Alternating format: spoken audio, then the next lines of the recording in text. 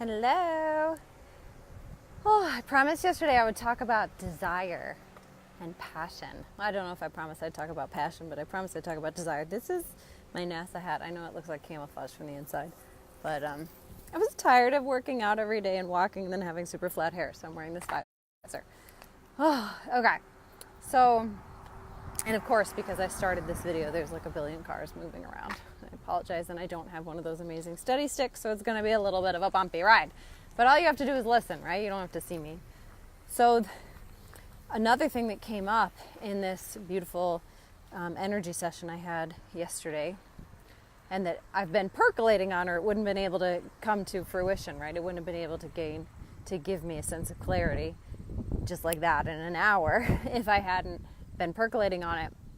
But was this concept of passion, because I run a business and my focus is on purpose and my soul and spiritual awakening. And so many of us in that sort of journey to feeling purposeful, and that journey to feeling aligned with our meaning in life, we come up against this concept of passion. Like, if only I had a passion, right? If only I had a passion. I see all these passionate people and I'm just not one of them, and I just don't know how to be like one. And that's something that I've used over my own head, right? Like, as a way to beat myself up. Like, well, you just don't have a passion. Like, you're not passionate. Like, yeah, I love the work I do, and I suppose I'm really into it when client sessions and get me in person in a retreat, and I'll, like, you won't believe what's going to happen. Like, I'm all in. But is that passion? Is that passion? I don't know, because I also can go home afterwards and want to lay on the couch for 3 days. So how passionate am I really if I'm inconsistent? So you might have had thoughts like this, or thoughts like, I'm just ho-humming my way through life. Many people, I remember being in a 9-to-5 and being like, this is it? Like, this is life, is just being in this 9-to-5? Like, wasn't there supposed to be some better feeling? Or so many of my clients who were like, everything's okay, I suppose, but like, isn't it supposed to feel like this love of something coming through? Because I don't feel that. So I want to talk about that. So what I've noticed is that fire is an easier place for many of us to be than passion. And if anybody joins, can you just please let me know that you can hear me? Because I'm not convinced this is working. And yesterday it was like a crazy spaz between the internet and the energy. So I'd love to give a thumbs up if it's working and you can hear me. So this difference between fire, because I found that for many of us it's easier to be in a place of fire, and I'm going to define them in a very specific way for the purposes of this discussion, and you can define them slightly differently, but it's just to prompt us to think about it, right? So like, what I say is never meant to be the ultimate truth, and it's also not meant to be this ultimate moment of like, oh, I'd never thought of that before. Like, everything I say lives within us, right? It lives within all of us as universal truth and wisdom. So my desire in expressing and sharing and connecting on these topics is to hear from you and your perspective, and to like pull up that truth within you so that you own it in yourself and can work with it. So I'm going to use this concept of fire versus passion, and I really encourage you, and I'm intrigued to hear from you about how you interpret them. So I'm going to define fire as that thing that happens, like that feeling of like, oh, I've got something to say about this. I've got something to say about this. When we see an injustice in the world, and it literally fires us up, right? And so we can react, and we can feel powerful, and we have a stance, and we're very clear, and we feel very focused, and we can really respond to that. And there's strength in that. There's strength in that fire. And I'm going to term passion as like a flowing movement. And a flowing movement that's rooted in desire, not in reaction. And I think many of us like the space of fire, but we know that it's missing something, right? We know that it's missing what's the word I'm looking for? A long-standingness. We can't live in a space of fire because it burns us up, right? Like, fire has an aggressive aspect to it. Fire has like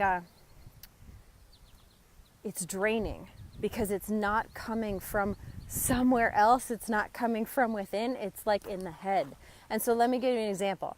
As a strategist, I'm going to take these off because I don't need them. As a strategist, I saw this over and over and over. People say, well, I want to do something. I want to go and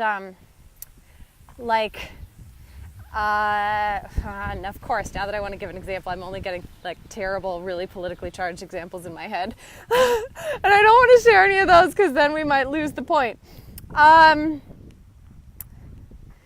yeah, we'll use a politically charged example because heck, it's easy.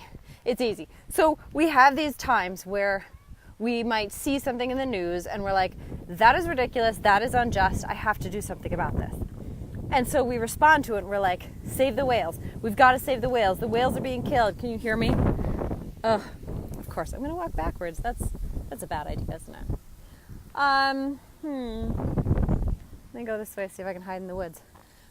So, like, I'm going to save the whales. I'm going to save the whales. Everybody who hurts the whales is bad. I'm saving the whales. And so everything is predicated on this. Something is wrong. I'm going to do something. I'm fired up about it. I'm angry about it. And now I have an opinion and I have a really clear stance and I know who I am in reference to this horrible thing that's happening. Like, you're killing whales? No, I'm saving whales. But do you see how it's slightly reactive? And so that fire can only burn as long as there's something to react to. And it's not sustainable. That's the word I was looking for. It's not sustainable because it's an aggressive energy of like, no, no, no, no, no, no, no. It's coming from a place of no. Whereas passion requires us to define a desire that's beyond that. Passion requires us to define the world where there are the whales and they're already saved. That we're not continually in a space of saving whales, but we are now in a new world where the whales have been saved. And now what? And that space is very uncomfortable for most people. And I say that as a strategist because that's what strategic visioners do, is we help people take themselves to a level of thinking that people don't go to on their own. So the difference between, say, Martin Luther King is an amazing example of this. Gandhi is an amazing example of this. These are people who had passion. They could have easily been reactive. They could have easily have gone to the space of this is unjust and this is wrong. But they took it a step further and said, and this is the alternative. And once you align with the vision, right? Once you align with what's possible, you have taken a stance about who you are and what matters to you. And that's an incredibly vulnerable thing to do. It's way more vulnerable than just saying you're wrong and I disagree with you. Saying you're wrong and I disagree with you is like, that can be an intellectual argument. Well, I'm just playing devil's advocate. Well, it's just, I'm speaking on behalf of what's right in the world. But we haven't taken a stand for what we believe in. And we haven't taken a stand for what we know to be possible. And when we do that, we tune into a space of passion that allows us to take energy that's beyond our physical body, right? And like it's like a flowing movement where it comes up and through us. And now we're living in a flowing momentum of vision and of passion. And now everything we do just compounds and compounds and compounds and compounds. Where when we're in the fire, what we do is constantly pushing and pushing and pushing and pushing. And we're burning and crashing and burning and crashing and burning and crashing, right? Whereas passion has an unfolding to it. Passion has a burning, sustaining, slow roll to it that continually gains and builds momentum. So, and the beauty of passion is that it doesn't burn out when a person changes, right? It's literally a movement that starts, and that passion makes an impact, and that passion is remembered, which is why we have these incredible examples of people who have inspired us through their passion, not necessarily through their fire. Their fire, which we can say is the anger. The fire, which is that moment of like, ugh, like frustration and anger. They sat with that until it burned into passion. And that's what I asked the man teaching me and helping me yesterday in the energy healing. Like, I feel rooted. I feel like I can find fire, but I don't feel like I can stay in passion. And he said, oh, you get to passion by sitting with fire. Because when you hold that fire, when you hold that anger, when you hold that discomfort and don't react and don't respond and don't lash out, it burns. And it burns you. It burns you until you sit so deeply with that discomfort, so deeply with that fire, that it transforms you into this powerful force of passion, because the reaction has to die, right? The reaction has to get over the peak. And once we're over the peak, we settle into this deep valley of wisdom and truth. And we settle into this really deep valley of knowing what is right. And that's when we start to root in passion. Root in passion. So that's how I feel about the difference between them. And a lot of us, when we're looking for something like passion, where I think we're getting hung up, and where I see people getting hung up in my clients, and I'm just guessing for you, unless you're my client, I know you, where I see people getting hung up is not being connected to their own desire. And they're not being comfortable sitting in the discomfort of vulnerability. Because in order to express that vision of what we truly stand for in the world, we have to be comfortable being vulnerable. Because when you decide to take a stand, guess what happens? You're automatically not in alignment with all these other things or people. Now, you may be in alignment with who knows who, but we don't know that yet, right? All we know is we're distinguishing ourselves from others by saying, this is what I believe, this is who I am, this is what I stand for. That's scary as all get out. And many of us haven't allowed ourselves to step in to that level of vulnerability and to that level of tentativeness, right? Like, it's a beautiful, gentle space where we're really, truly owning who we are and what we believe, but it's tentative because we might not have done it before. And how scary is that? How scary is that to stand on our own 2 feet, perhaps for the first time ever? And I don't mean in a financial way or any of that, but in like a true embodied belief way. This is what I stand for, not what I stand against. That's a very different issue.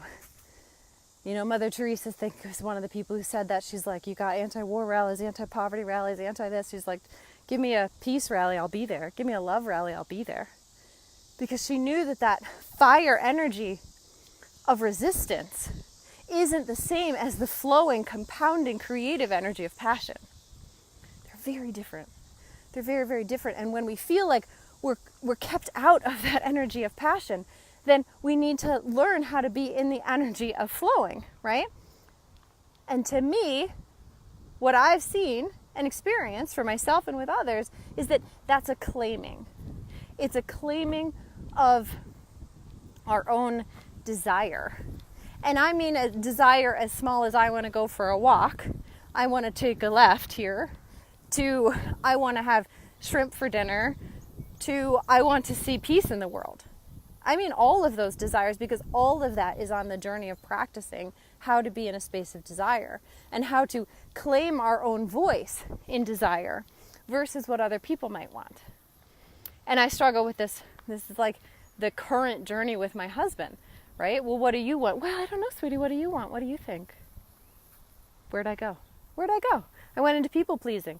I went into trying to manipulate the environment to feel safe. I went into, not in a bad way, but like I don't know where I'm going to be safe here, and I want to be loved, so I might as well just sort of skirt around the edges to make sure that I'm still going to be loved and accepted here, right? So many of us do this. Many of us were trained to do this. We're taught to do this. Love that concept. Awesome. Yeah, Terry, you are the person, because you tap into this passion, but you also swing with the fire. I know, I see it, and I see it in me, and so I feel a sisterhood with you, because we're right on that edge of the passion, and it's there, and it's coming, and it wants to come through us, and then the fire, and then this desire piece, right? This juggling of who am I to have this desire? Who am I to have this desire? Whether that desire is for a cup of water or that desire is to change the world in the way that you know is possible, standing in that is so vulnerable. So vulnerable. So we practice in really small ways, right? We practice in tiny ways by expressing what we do want. And hi puppy. I want to talk in a different video about the different types of desire, because I've discovered in myself three types of desire. And I'll just say them here. There's desire that's rooted in fear, like a desire to have a better connection with a family member because right now it feels sad, right? Or like a desire to be able to go somewhere and do something because right now I'm too scared. Like that's a desire rooted in fear. And then there's desires rooted in expansion and fun. Like, I want to have lots of money. I want to have a big house. I want to be able to travel. I want to blah, blah, blah. You know, those are desires they're expressive desires. And then there's desires that are part of the soul. And those are, I want to speak every language so I can talk to every person in their mother tongue and know them deeply. And what's beneath there is the desire to connect, right? So there's 3 levels of desire. I'll talk about them more. Let me see. The passion has a sense of safety that fire never really quite has. And the balance of it all is the trick. Exactly. The passion is safer. But it doesn't feel safer because the passion inherently implies choosing. Right? The passion inherently implies choosing. And many of us are so scared of choosing because of what we're forsaking or potentially alienating ourselves from that we don't allow ourselves to go there. We don't allow ourselves to even tiptoe into the space. And so we crave it, we see other people who have it, we long for it, and yet we hold back from it. And we just stick with this fire, this reactive fire. And I've had lots of reactive fire in my life, right? Like my whole first career was built on reactive fire. I don't like guns. So I'll go into anti-war work, right? Or the reactive fire of like, oh, I hate it when people just sit on the couch and wait to die. Like, are you kidding? That's all you have to do with your life is sit on the couch and watch TV. No offense to anybody who does that, but I'm like, come on, get up. Like, there's more to life than sitting on the couch and waiting to die. That's fire. But that's not sustainable into passion. Because that's a what's wrong with you, not here's an alternative. Here's what I see as possible for you. So we have to start to learn to trust ourselves. Trust ourselves in our own vision and our own truth and that own, like, the heartbeat that says, this is what's possible, this is who I am, this is what I know. Even if it doesn't fit in our community, it doesn't fit in our friend circle, it doesn't fit in our relationship, it doesn't fit in our family dynamic, right? I know there is so much truth in working with our pain to discover our lightness. My family could give 2 poops about it. Why are you navel gazing all the time?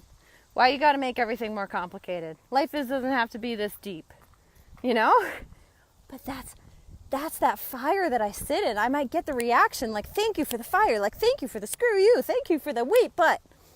Or I can, sink down into it and get really insecure, which is the path that I've chosen most of the time. But it swings between them, right? Like it swings between like insecurity and I don't know and I'm not sure and what do I really stand for and am I being ridiculous and blah, blah, blah, blah, blah. And apply this to your own situation. I'm just giving an example here. And then eventually we find that footing. We find that footing and no, I believe this. More than believing it, I know it. Because fire is in the head. Passion is in the body. Passion is embodied fire. And like Lawrence Conlon, the gentleman I was working with yesterday, explained to me and suggested to me is, if you don't know how to get to passion, but you can get to fire, sit with that fire till it burns you. Not literally, internally, right? Like instead of reacting in anger, instead of making a Facebook post, instead of writing a blog, instead of calling somebody and venting, instead of doing all of that, sit, feel the burn, because what it's really touching on is something much deeper. It's touching on your truth and what you know is true and possible. And we don't need to react to what doesn't fit that.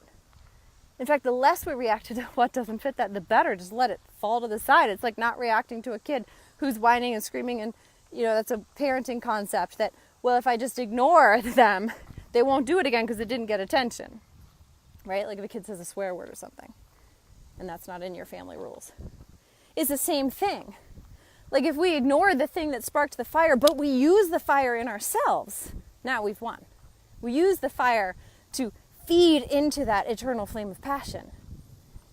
Now we're unstoppable, because everything you do just makes me stronger.